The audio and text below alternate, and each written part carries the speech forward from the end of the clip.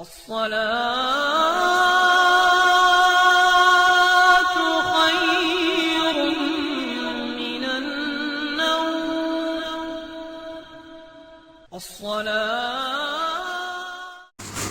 اعوذ باللہ من الشیطان الرجیم.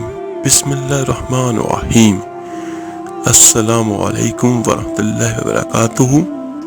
میرے عزیز بھائیو بہنوں اور بچوں، انسان ہونے کے ناطے ہم سبھی سے غلطیاں سرزد ہوتی ہیں، اور جب ہم اپنے گناہوں پر نادم ہوتے ہیں، شرمندہ ہوتے ہیں اور ہمیں اپنی غلطیوں کا احساس ہوتا ہے، تو پھر توبہ کے لیے اپنے خالق حقیقی کی بارگاہ میں حاضر ہوتے ہیں، اور وہی خالق بہتر جانتا ہے کہ ہماری توبہ قبول ہوئی ہے کہ نہیں. البتہ اپنی زندگی میں ہمیں نظر آنے والی کچھ تبدیلیوں سے کسی حد تک اندازہ ضرور ہو سکتا ہے کہ توبہ کے بعد ہم کس قدر فلاح کے راستے کی جانب گامزن ہوئے ہیں. تو آج میں آپ کو قرآن و حدیث کی ہدایت کی روشنی میں کچھ ایسی نشانیاں بیان کروں گا. ایک حدیث کا مفہوم ہے. میرے آقا کریم صلی اللہ علیہ وآلہ وسلم نے فرمایا، جب تمہارے اچھے اعمال سے تمہیں خوشی محسوس ہونے لگے اور برے اعمال سے تکلیف اور غم محسوس ہو، یہ ایمان کی نشانی ہے. اسی طرح جب انسان اپنے گناہوں سے سچے دل کے ساتھ اللہ تعالیٰ سے توبہ کرے اور یہ عہد کرے کہ وہ دوبارہ گناہ کی جانب مائل نہیں ہوگا، تو اسے اپنے خالق حقیقی سے رحم اور مغفرت کی پوری امید رکھنی چاہیے. توبہ دراصل اپنے گناہوں پر گہرا دکھ اور ندامت محسوس کرنے کا ہی دوسرا نام ہے.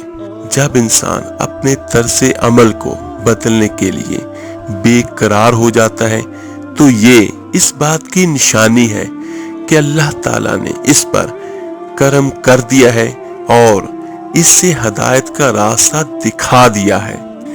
میرے عزیزوں، علماء اکرام کہتے ہیں کہ دل کی اس بے قراری کا خاتمہ صرف اللہ تعالیٰ کی رضا و خوشنودی کے حصول سے ہی ممکن ہے. اگر احساس ندامت اور توبہ کے بعد آپ کے دل کو قرار نصیب ہو جاتا ہے، تو علماء کرام کے نزدیک یہ اس بات کی علامت ہے کہ اللہ تعالیٰ نے آپ کی توبہ قبول فرمائی اور آپ کے دل کو اطمینان بخش دیا ہے. اکثر لوگ دعا کرتے اور اس کے قبول نہ ہونے پر پریشان بھی ہوتے ہیں، حالانکہ کسی کی دعا رد نہیں ہوتی. اس کی قبولیت کا ایک وقت مقرر ہوتا ہے. سورہ بقرہ میں میرا اللہ کریم کا فرمان ہے، جب میرے بندے میرے بارے میں آپ سے سوال کریں تو آپ کہہ دیں کہ میں بہت ہی قریب ہوں، ہر پکارنے والے کی پکار کو جب بھی وہ مجھے پکارے قبول کرتا ہوں. اسی لیے لوگوں کو بھی چاہیے کہ وہ میری بات مان لیا کریں اور مجھ پر ایمان رکھیں، یہی ان کی بھلائی کا باعث ہے. احادیث مبارکہ میں دعا کی قبولیت کے کئی اوقات کا ذکر کیا گیا ہے کہ مسلمان ان اوقات میں دعا کریں تو قبول ہوتی ہے. ان میں سے چند اوقات کا یہاں ذکر کر رہا ہوں. حضرت ابو ہریرہ رضی اللہ تعالیٰ عنہ سے مروی ہے کہ نبی کریم صلی اللہ علیہ وآلہ وسلم نے فرمایا، انسان اپنے رب کے سب سے زیادہ قریب سجدے کی حالت میں ہوتا ہے، اس لیے سجدے میں دعا کثرت سے کیا کرو. تو اس سے ہمیں نماز کی ترغیب بھی دی گئی ہے. اور حضرت سہل بن سعد رضی اللہ تعالیٰ عنہ سے روایت ہے کہ رسول اللہ صلی اللہ علیہ وآلہ وسلم نے ارشاد فرمایا، دو دعائیں رد نہیں کی جاتی، ایک اذان کے وقت، دوسری بارش کے وقت. حضرت انس بن مالک رضی اللہ تعالیٰ عنہ سے روایت ہے کہ رسول اللہ صلی اللہ علیہ وآلہ وسلم نے فرمایا، اذان اور اقامت کے درمیان کی جانے والی دعا رد نہیں کی جاتی.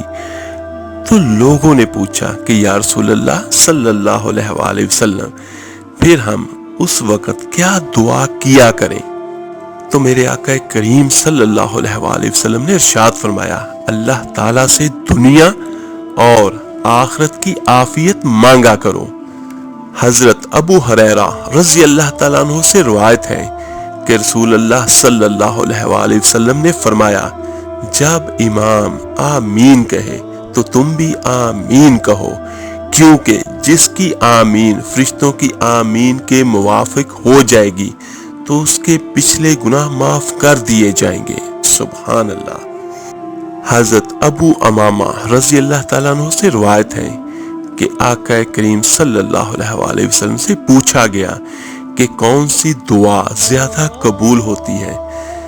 تو میرے آقا کریم صلی اللہ علیہ وآلہ وسلم نے ارشاد فرمایا کہ رات کے آخری حصے میں اور فرض نمازوں کے بعد مانگے جانے والی دعائیں۔ حضرت جابر رضی اللہ تعالیٰ عنہ سے روایت ہے کہ رسول اللہ صلی اللہ علیہ وآلہ وسلم نے فرمایا کہ رات میں ایک گھڑی ایسی ہوتی ہے کہ اس وقت جو مسلمان بندہ بھی اللہ تعالیٰ سے جو بھی بھلائی مانگے گا تو اللہ تعالیٰ اس سے ضرور عطا فرمائیں گے۔ اور حضرت جابر رضی اللہ تعالیٰ عنہ سے مروی ہے کہ نبی کریم صلی اللہ علیہ وآلہ وسلم نے ارشاد فرمایا کہ زمزم کا پانی جس نیت سے پیا جائے وہ پوری ہوتی ہے۔ سبحان اللہ۔ میرے آقا کریم صلی اللہ علیہ وآلہ وسلم نے ہمیں بتایا کہ اللہ کو کیسے مناتے ہیں۔ میرے آقا کریم صلی اللہ علیہ وآلہ وسلم نے ہمیں اللہ کو منانے کے، اس سے دعا قبول کروانے کے طریقے بھی بتلائے۔ ان کے بارے میں ایک یہ ہے کہ جب ماں باپ اپنی اولاد کے حق میں دعا مانگے گا تو اللہ تعالیٰ مان جائے گا۔ میرے آقا کریم صلی اللہ علیہ وآلہ وسلم نے فرمایا جب مسافر دعا مانگے گا تو اللہ مان جائے گا۔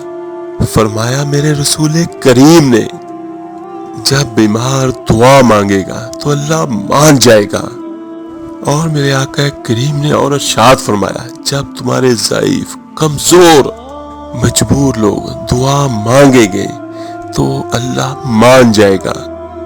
اور میرے آقا کریم نے فرمایا جب تم فرض ادا کرو اس کے بعد دعا مانگو تو اللہ مان جائے گا۔